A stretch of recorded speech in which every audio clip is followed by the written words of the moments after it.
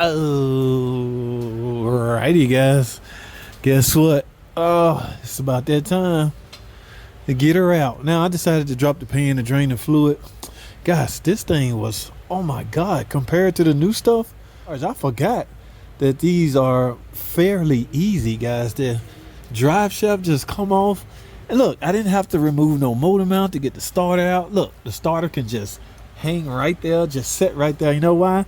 Because I can get the torque converter bolts from right here as opposed to right here where the motor mount and stuff at. On the new stuff I'm talking about.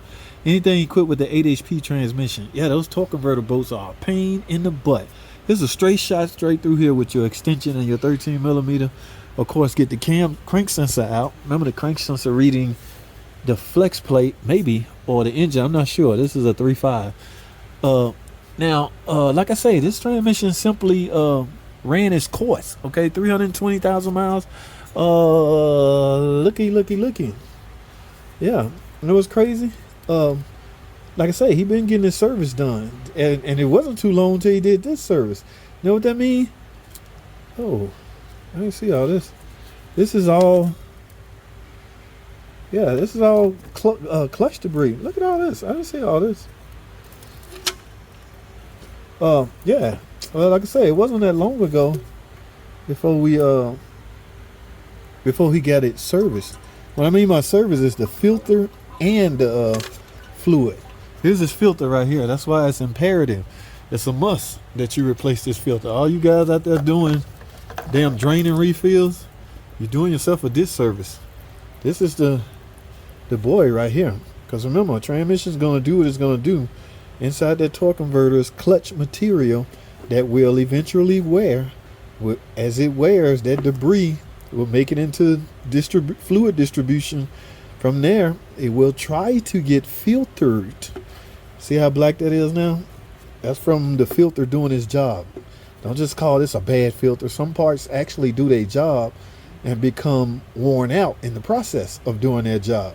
That's why you should replace this periodically.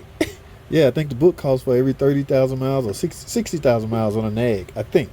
Don't quote me on one. I ain't did a nag. I haven't overhauled a nag in years. I think I was the first one to overhaul this transmission. How many of you guys know about the history on this when it first came out? This is a 06 model. Yes, I was around in the shop back then.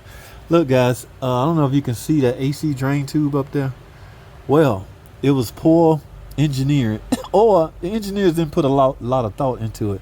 So as you know, as a typical AC system work, it will accumulate moisture. That moisture will build up and water will eventually be formed. Well, the water can't stay in the HVAC box, so eventually has to come out by way of the AC drain tube. Well, that drain tube, I think, sits right there, and guess what? The water was dripping. Bloop, bloop, bloop, bloop, bloop, right in there, guys. Yeah, when this transmission first came out, boy, I was the first one I had to overhaul one. You know what they told me? Don't cheat it, all right? In other words, replace all the seals, because once water hit this fluid or hit this transmission inside, those seals will swell up. Yeah, and every gear in this transmission will be affected. So they told me to clean it out real good, and they came up with a new drain tube to block it off, or a new seal. One of the two. I think I got a new seal and a drain tube. Where's my seal? I think it's on there. Yeah, I think I got a new drain tube and a seal, just to simply reroute the moisture. Yeah, water get in there, that's a wrap. All right, guys, let's get this sucker out.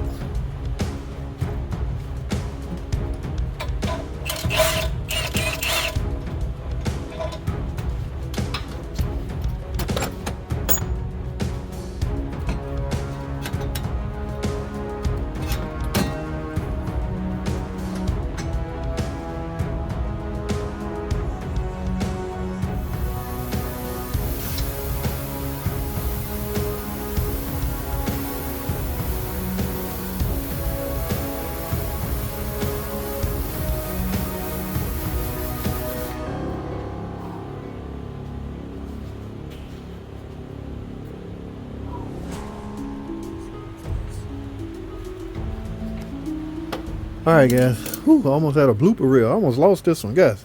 Use your damn safety strap, okay? This strap is designed to wrap around here. Only thing is I don't have the end part to hook it up, so a lot of mechanics would chance it. Don't chance it, use the strap. All right, I got this baby out. Now, where do we go from here? Simple. We go in with I almost called it a new one. It ain't a damn new one. It's just merely another one. Yes, and it don't look too good either. Yeah, it's still over here. So I got to find I'm going to go get the forklift or something so they can bring it over there. I ain't finna drag this over here. I ain't got a seer. And then the other one that's on there is not any good.